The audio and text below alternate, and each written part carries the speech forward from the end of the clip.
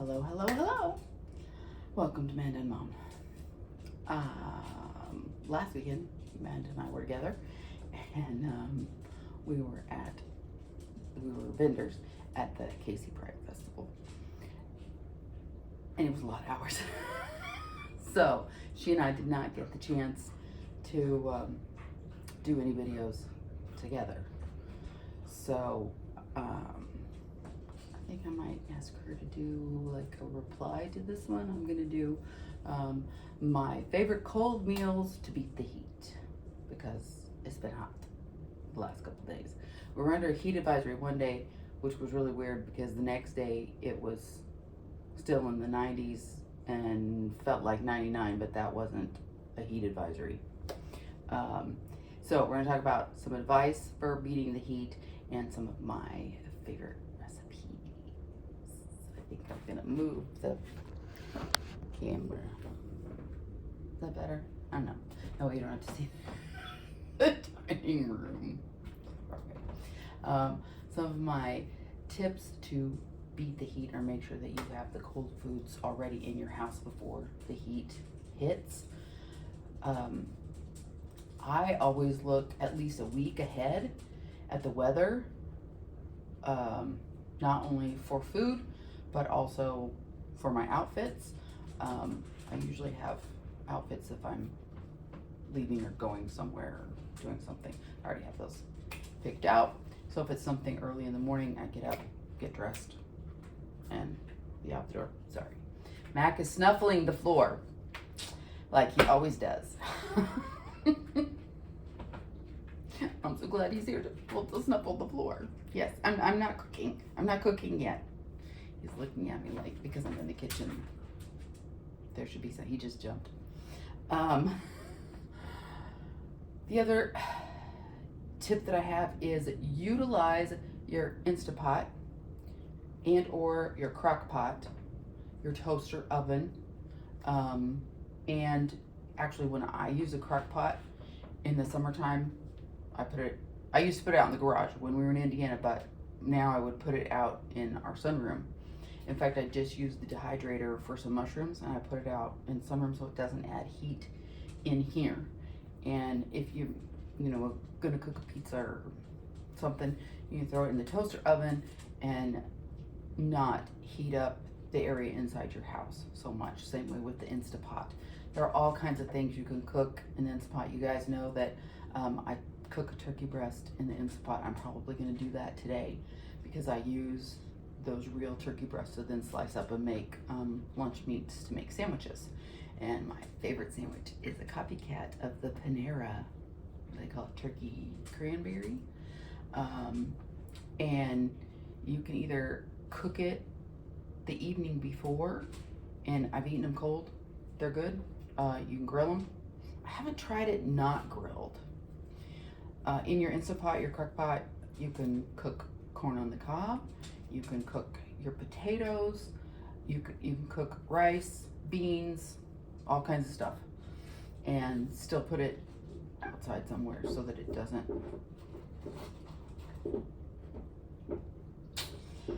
That's Mac again.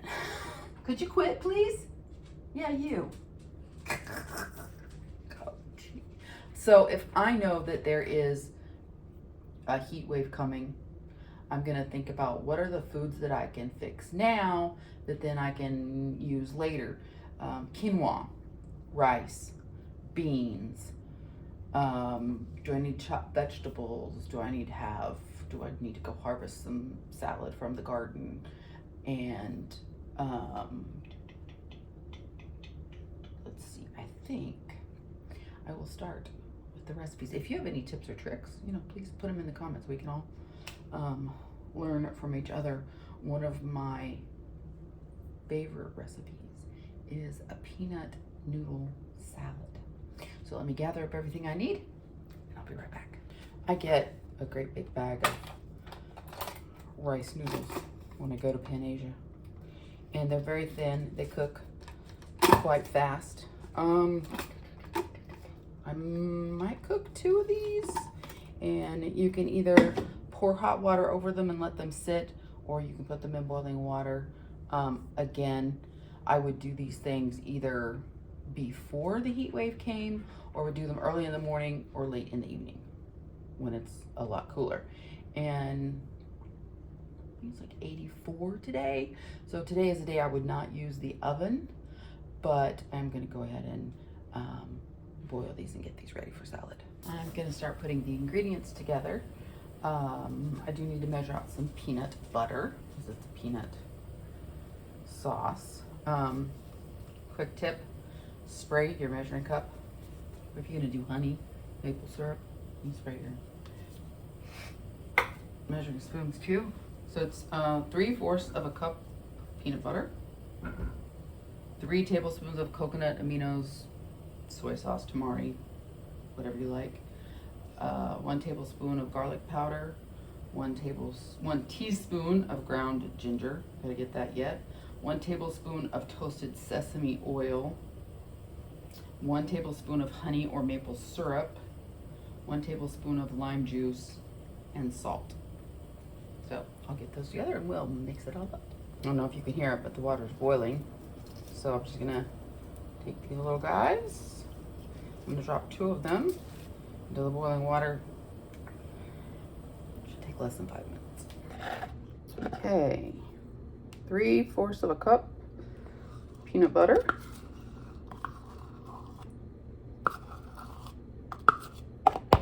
Again, I scraped the sides.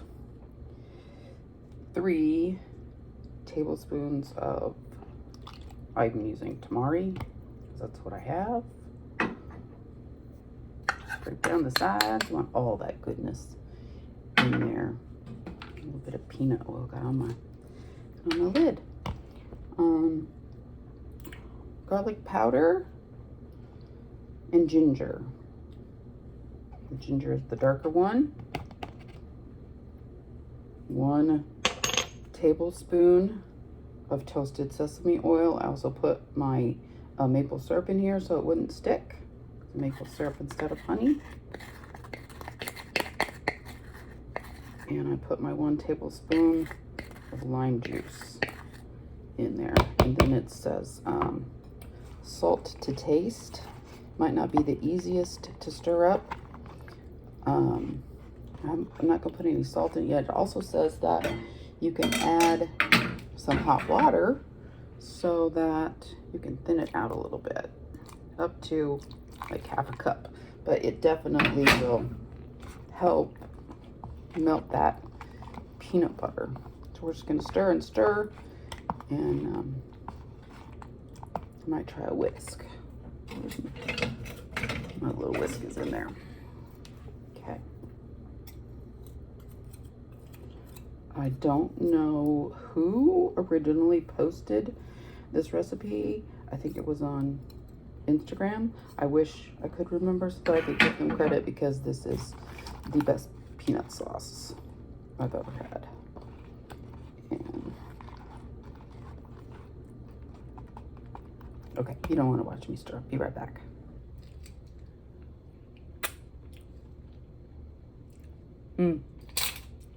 The noodles are done. I drained those. I'll run them under cold water, and then we'll talk about our veggies. I am using a mixture of cooked and raw vegetables. One because it's what I have, and one because that's what I like. So we're gonna plate this up. Grab a fork. Okay. The noodles I did drain and wash in cold water, and I did spray them with a little of the extra virgin olive oil just so they don't stick as much. And I'm just gonna pile some of that right in the middle of the plate. And you could definitely mix all the peanut sauce with the noodles if you wanted to, if you wanted to make it easier, if your kids were gonna eat. And I have some purple cabbage. Actually, I'm gonna put some on the noodles. Put some of the, yeah, it's not as thick as I probably should add some more water to it. I like my noodles to be seasoned. But I also like to have some to drizzle on top of the veggies. So I have, can't remember what the name of these noodles are. Again, with Pan Asia. A little bit more. You can use any kind of noodle you want. I like the rice noodle because they cook really fast. Okay, now we're going to put some purple cabbage. It's raw. Some carrots that are raw. Some zucchini that's raw. And then cooked veggies. I have some edamame. So the edamame has protein. The peanut has protein. You're not gonna miss out. You're gonna feel like you're full. And I made some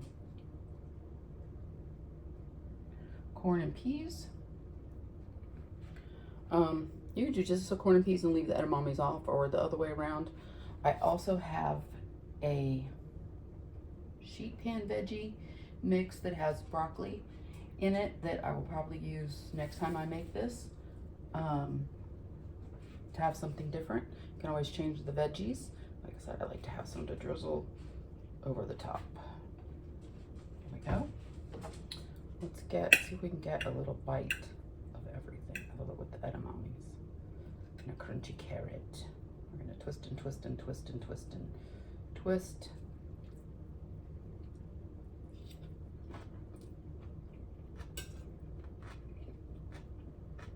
Mmm.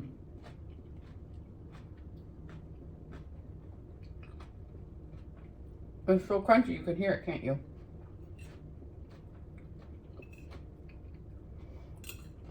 It gives good crunch. You get a good mouthful. You got all kinds of veggies. Like I said, if you need to, for your kids, if they don't eat veggies, you could mix it all together. I'm gonna try it with the peas and the corn. It's a little messy. I'm gonna go enjoy my lunch and be sure and hit that like button. Be sure and save this video because you're gonna want this recipe in the summertime. The next recipe is, I think it's called potluck salad, but we'll be back with that one in a minute. In the bowl I have one 15-ounce can of garbanzo beans. This is half of, the recipe actually calls for quinoa. I didn't have any. Not just gonna go to the store just for quinoa.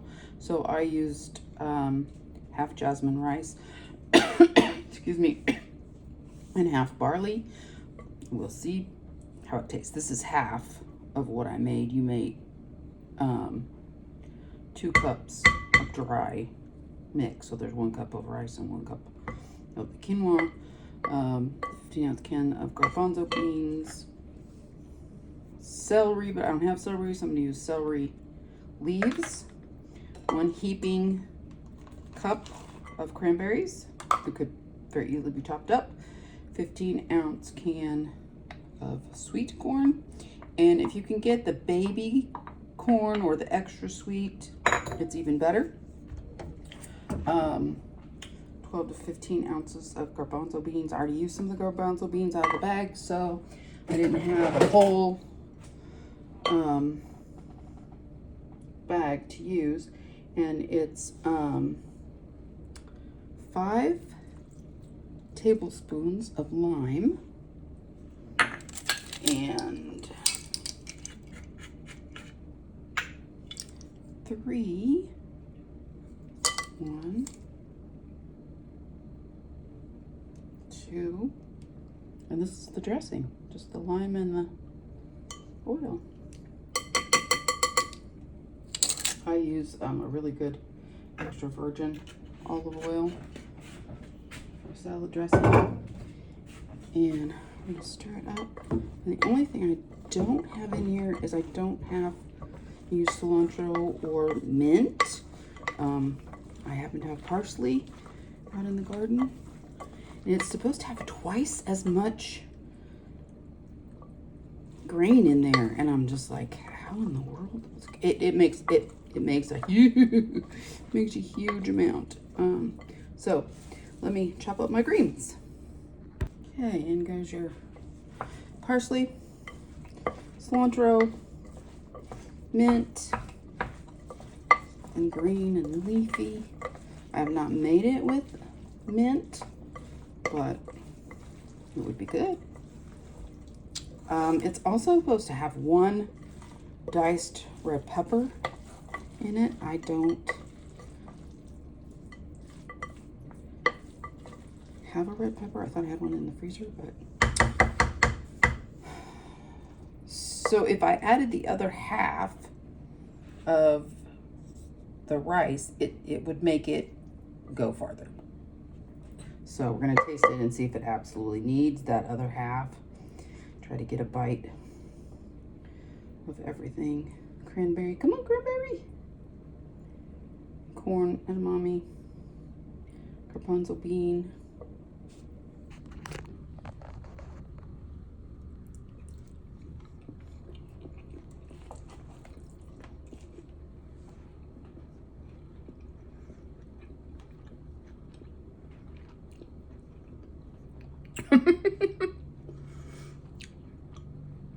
The barley gives it lots of chew.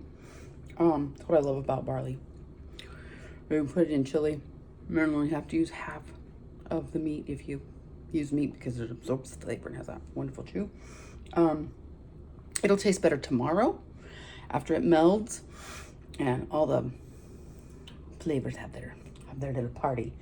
I don't know if I'm gonna add the other half of, it makes so much, the other half of the grains, but let me know in the comments, would you add the other half of the grains or would you just leave it out? And if you try this recipe or any of the other recipes, come back and let me know whether you liked it, what changed. I just take recipes as a guideline, except for this next one. I will do it according to the recipe, but then there are multiple options. So let me get this cleaned up and we'll get on to number 3. Oh my gosh, I hit the button and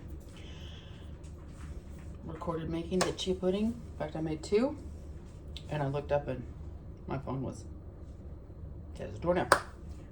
Get out of there. You don't eat potatoes. So I'll just tell you about the recipe. Chia pudding's really easy.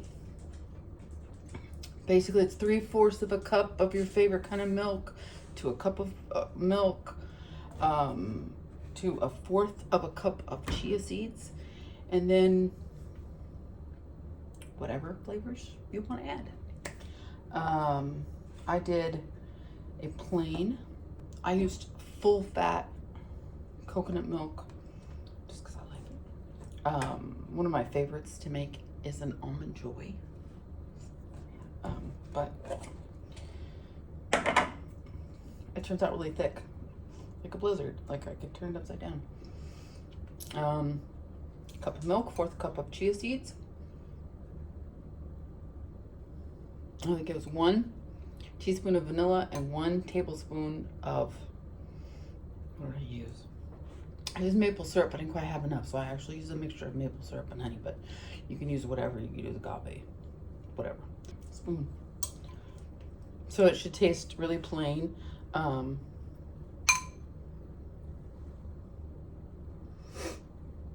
Chia seeds are dark. It's kind of like a tapioca pudding, but it's the chia seeds are smaller. Also, if you don't like that feel, just throw it in the blender. Sweet. And chia seeds are so good for you. I think it's omega-3s. And protein. I'm not sure. I'm not a doctor, not a dietitian, but you can do your own research, you know.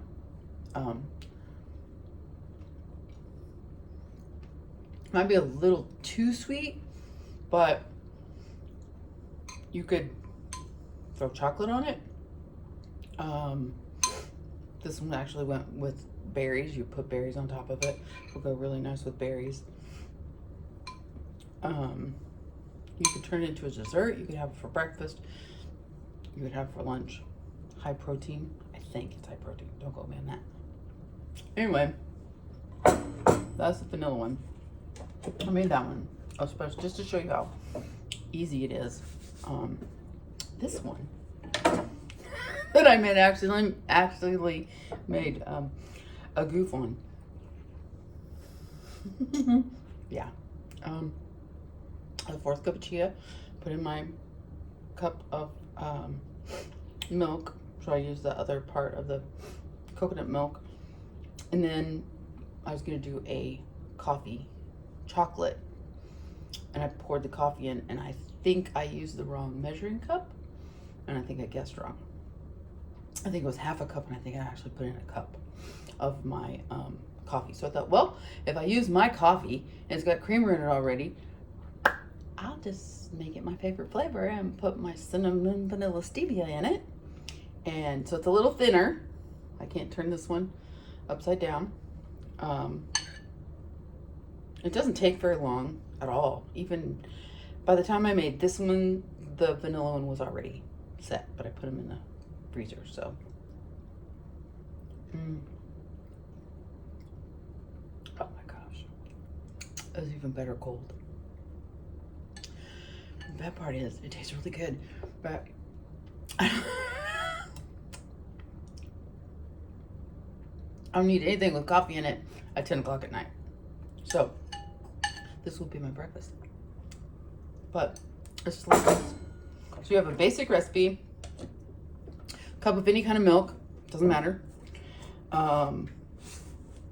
Fourth cup of chia seeds. I think I would probably always put in the teaspoon of vanilla and the tablespoon of sweetener, unless like you were adding something else that had sweet in it. You can do peaches and cream.